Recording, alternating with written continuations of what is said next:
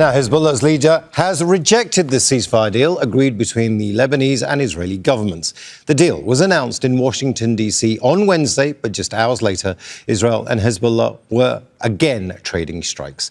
The Israeli military said Hezbollah launched rockets towards soldiers in the south.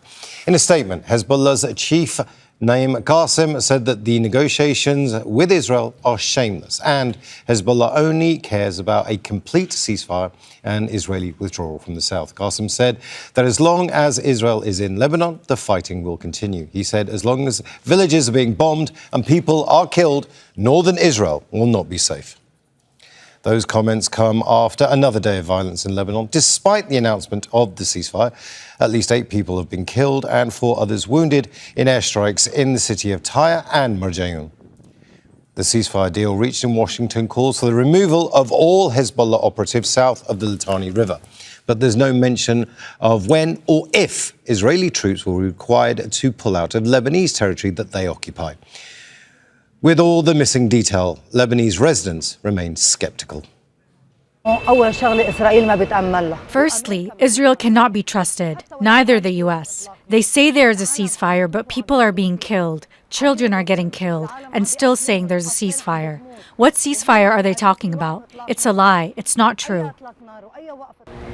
People want a ceasefire. They want the destruction of their homes to stop and the bloodshed to end, but not in a way that compromises our dignity, our martyrs and our families. They always announce a ceasefire and we rejoice, but we're stuck in the same place for 3 months. We're patient and will remain patient. As surely we'll get our rights after all. But I see that Israel is not respecting the ceasefire. With each ceasefire we wake up in the morning to strikes. They do not respect it.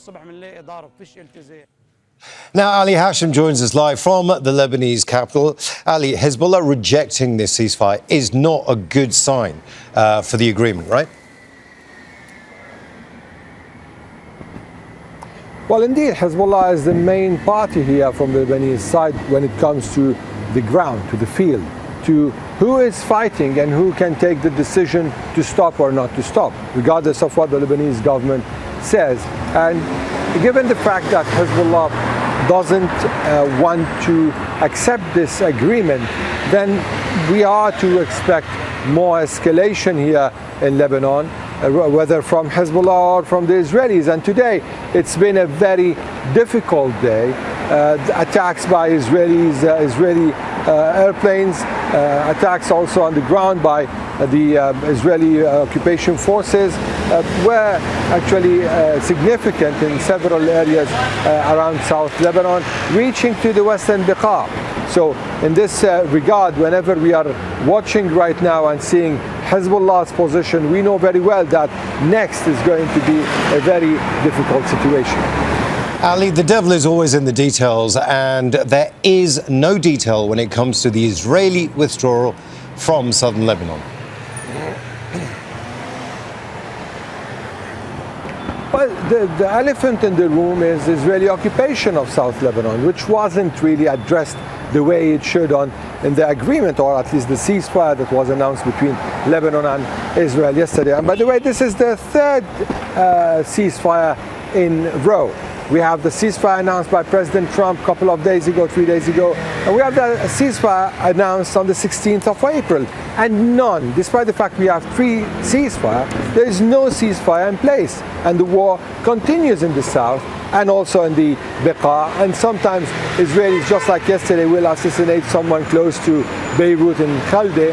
And there's a possibility that at any time Israelis will call people in any area to leave and issue forceful warnings. Now, the vague statement only says that there should be a kind of a pilot project where the Lebanese army will be replacing the Israelis in some areas without mentioning clearly the Israeli occupation withdrawal from South Lebanon, while also we're hearing that the Israelis are insisting on staying in Beaufort Castle, on the other main positions overseeing the Lebanese territories and also mainly overseeing the Litani River.